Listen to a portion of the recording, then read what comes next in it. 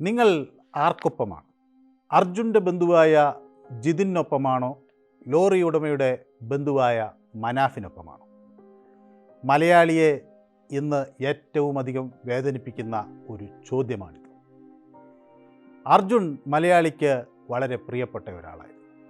അർജുനെ അറിയാത്ത ആളുകൾ പോലും അർജുൻ മടങ്ങി വരണമെന്ന് ആത്മാർത്ഥമായി ആഗ്രഹിച്ചു. അർജുനു വേണ്ടിയുള്ള തിരച്ചിൽ അവസാനിക്കാതിരിക്കാൻ അവരാലാകുന്നതൊക്കെ ചെയ്തു.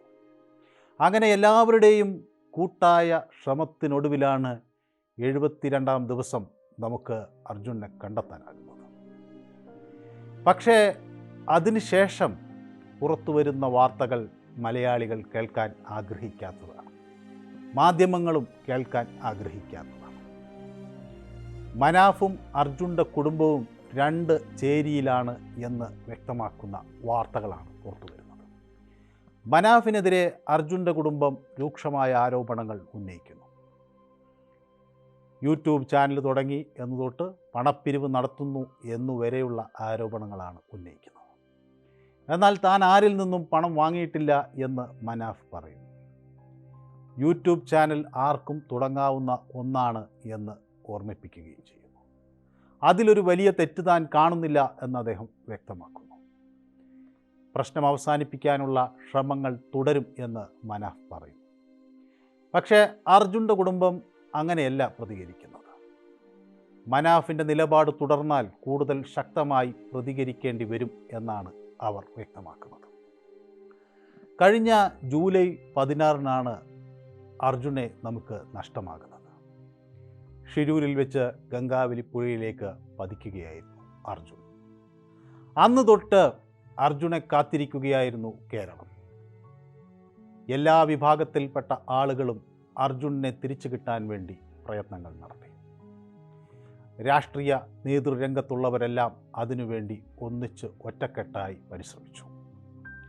ആദ്യഘട്ടത്തിൽ കർണാടക സർക്കാർ വേണ്ടത്ര ഒരു ശ്രദ്ധ ഈ വിഷയത്തിൽ പതിപ്പിക്കുന്നില്ല എന്ന ആരോപണം ഉണ്ടായിരുന്നു.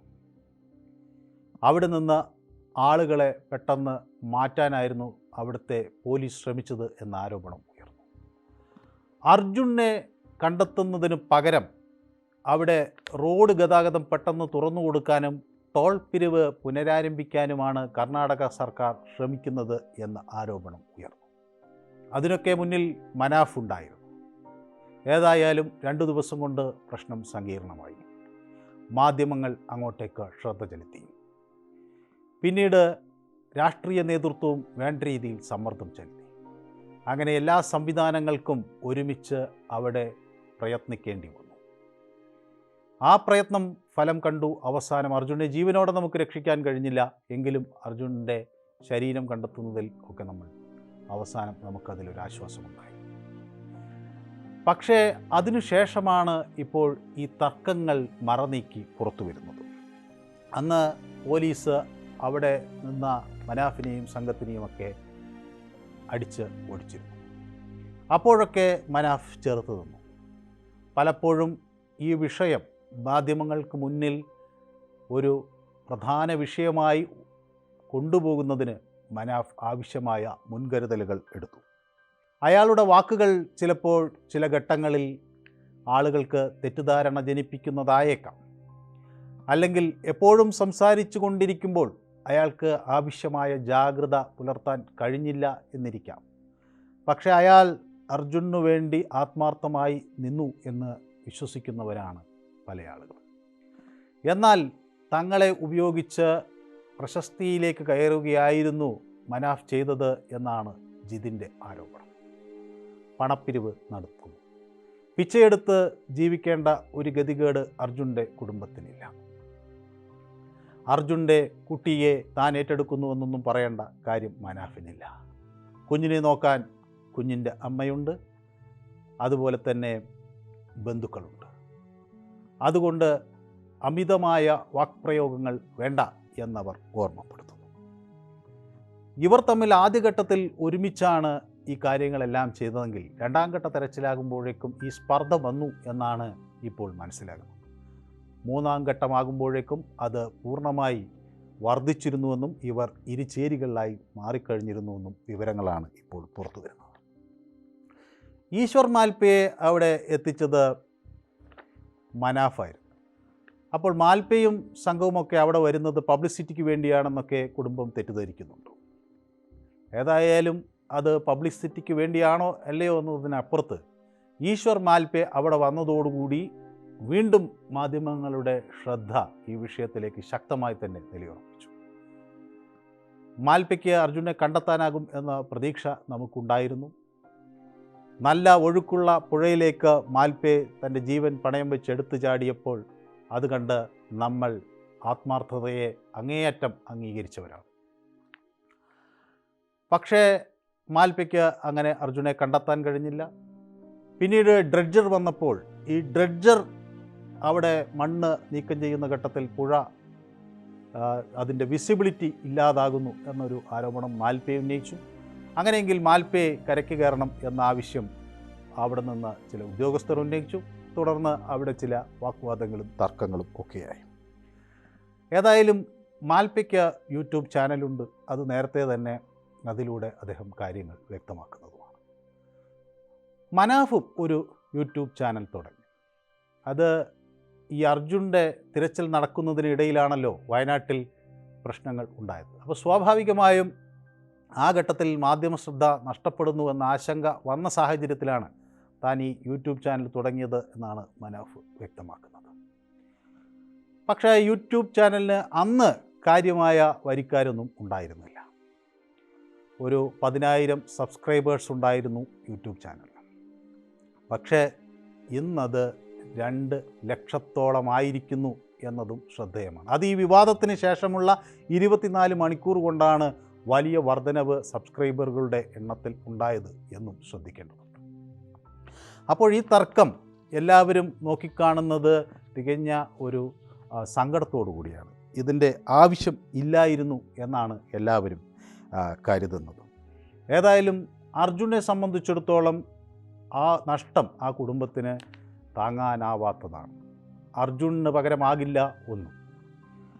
എങ്കിലും അർജുനൻ്റെ കുടുംബത്തിന് ആകുന്നതെല്ലാം സംസ്ഥാന സർക്കാർ ചെയ്തു എന്ന് നമുക്ക് വിശ്വസിക്കേണ്ടിയിരിക്കുന്നു.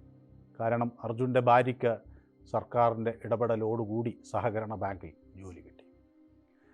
അതോടൊപ്പം തന്നെ സാമ്പത്തിക സഹായം മുഖ്യമന്ത്രി പ്രഖ്യാപിച്ചിട്ടുണ്ട്.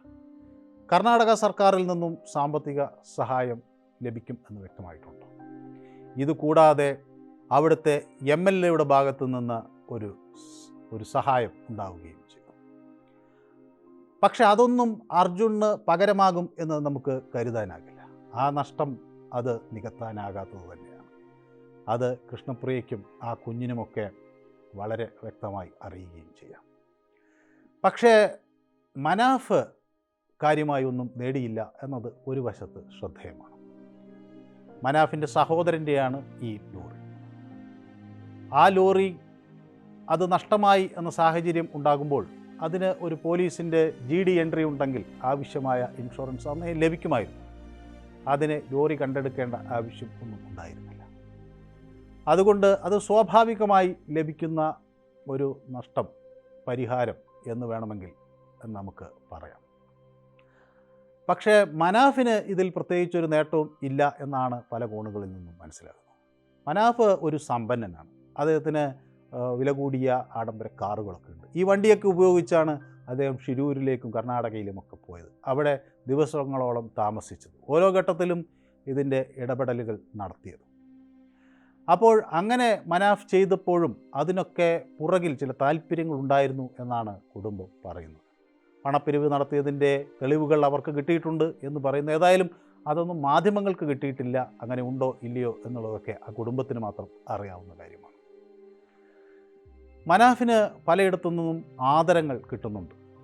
പലരും മനാഫിനെ അംഗീകരിച്ച് അദ്ദേഹത്തെ ആദരിക്കാനായി പരിപാടികളും ചടങ്ങുകളും സംഘടിപ്പിക്കുന്നുണ്ട്. അതൊക്കെ ഈ കുടുംബത്തെ ചൊടിപ്പിച്ചിരിക്കുക. മാത്രവുമല്ല, തൻ്റെ അടുത്ത ലോറിക്ക് അർജുൻ എന്ന് മനാഫ് പേരിടും എന്ന് പറയുമ്പോൾ അത് സാമ്പത്തിക താല്പര്യങ്ങൾ കൂടി അർജുൻ്റെ പേര് പ്രയോജനപ്പെടുത്തുന്നുവെന്ന് കുടുംബം ധരിച്ചിരിക്കാം. ഏതായാലും അർജുൻ എന്ന പേര് തനിക്കിടാൻ എല്ലാ അധികാരവുമുണ്ട് എന്ന് മനാഫ് പറയുന്നു. കാരണം അതങ്ങനെ രജിസ്റ്റേർഡ് ആയിട്ടുള്ളൊരു പേരൊന്നുമല്ല. അതുകൊണ്ട് അത് ചെയ്യുന്നതിൽ തെറ്റില്ല എന്ന് മനാഫ് വ്യക്തമാക്കുകയും ചെയ്യുന്നു. ഏതായാലും ഈ പ്രശ്നം ഇരു കുടുംബവും പറഞ്ഞു തീർക്കണം എന്നാണ് മലയാളികൾ ആഗ്രഹിക്കുന്നത്. അതിന് കേരളത്തിൻ്റെ രാഷ്ട്രീയ നേതൃത്വം മുൻകൈയെടുക്കണം. കാരണം ലോകത്ത് മറ്റു പലയിടങ്ങളിലും വർഗീയ ലഹളകളൊക്കെ പൊട്ടിപ്പുറപ്പെടുമ്പോൾ നമ്മൾ കേരളത്തെ മതസൗഹാർദ്ദത്തിൻ്റെ വലിയൊരു ഉദാഹരണമായാണ് ഉയർത്തിക്കാണിക്കാറ്. ഇവിടെ നമ്മൾ അർജുന് വേണ്ടി പോരാടുന്ന മനാഫിനെ കണ്ടതും അങ്ങനെയാണ്. കാരണം ജാതിയോ മതമോ മറ്റു വ്യത്യാസങ്ങളോ ഒന്നും നോക്കാതെ മനുഷ്യ സ്നേഹത്തിന് വേണ്ടി നിലകൊള്ളുന്ന ഒരു സമീപനത്തെയാണ് കേരളം നെഞ്ചോട് ചേർത്ത് പിടിച്ചത്.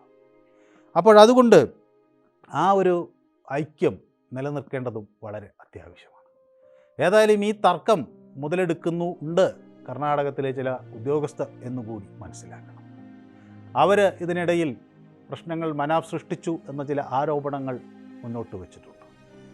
അത് എത്രമാത്രം ശരിയാണ് എന്നത് കുറേ കൂടി അന്വേഷണങ്ങൾക്ക് ശേഷം മാത്രമേ നമുക്ക് പറയാൻ കഴിയൂ. ഏതായാലും 72 ദിവസം മനാഫ് അവിടെ നിന്നു എന്ന കാര്യത്തിൽ തർക്കമില്ല. അർജുൻ്റെ കുടുംബത്തെ ഏറ്റെടുക്കുന്നു എന്നൊക്കെ പറഞ്ഞ വാക്കുകളിലുള്ള ചില പിഴവുകൾ, അത് ആ കുടുംബം ധരിച്ചതിൽ ഉണ്ടായ ചില പ്രശ്നങ്ങൾ, അതൊക്കെ നമുക്ക് മനസ്സിലാക്കാവുന്നതേ ഉള്ളൂ. അപ്പോൾ അതിനപ്പുറത്തേക്കൊക്കെ ഈ പ്രശ്നത്തെ കാണാൻ അവരും തയ്യാറാകണം. ഏതായാലും ഈ പ്രശ്നം പരിഹരിക്കാനുള്ള ഒരു മുൻകൈ തൻ്റെ ഭാഗത്തുനിന്ന് ഉണ്ടാകും എന്ന് മനാഫ് വ്യക്തമാക്കുന്നു. ആ കുടുംബം ആഗ്രഹിക്കുന്നില്ലെങ്കിൽ ഇനി അങ്ങോട്ടേക്കില്ല എന്നും അയാൾ പറയുന്നു. അങ്ങനെ അടച്ചു പുറത്താക്കേണ്ട ഒരാളല്ല മനാഫ് എന്ന് തിരിച്ചറിയാനും ഈ കുടുംബവും തയ്യാറാകണം. അവർക്കിടയിലെ പ്രശ്നങ്ങൾ പറഞ്ഞു തീർത്ത് ആ തർക്കങ്ങൾ ഒഴിവാക്കി ഒറ്റക്കെട്ടായി വീണ്ടും മലയാളികൾക്ക് മുന്നിൽ കൈകോർത്ത് അവർ വരേണ്ടിയിരിക്കുന്നു. കാരണം പ്രകൃതി ക്ഷോഭങ്ങൾ നിരവധി കണ്ടു മലയാളികൾ. ഒത്തുചേർന്ന് കൈകോർത്തു പിടിച്ചാണ് നമ്മൾ ഓരോ പ്രളയത്തെയും നേരിട്ടത്. ഓരോ മണ്ണിടിച്ചലിനെയും നമ്മൾ നേരിട്ടത് കൂട്ടായ്മയിലൂടെയാണ്. സഹായഹസ്തങ്ങൾ പല കോണുകളിൽ നിന്നാണ് മലയാളികൾക്ക് ഒഴുകിയെത്തിയത്. അപ്പോഴാ ഐക്യവും കൂട്ടായ്മയും ഇത്തരം ദുർഘടഘട്ടങ്ങളിൽ നമുക്ക് ഒരു മാതൃകയാകണം. അതിനുവേണ്ടിയാകണം ഈ ഐക്യം എന്നുകൂടി നമ്മൾ മനസ്സിലാക്കണം. അപ്പോൾ ഈ ചോദ്യത്തിന് ഉത്തരം ആയി. നമ്മൾ ജിതിനൊപ്പമോ മനാഫിനൊപ്പമോ അല്ല, നമ്മൾ അർജുനൊപ്പമാണ്. കേരളം തിരിച്ചു വരാൻ, തിരിച്ചു കാണാൻ ആഗ്രഹിച്ചിരുന്ന അർജുനൊപ്പം.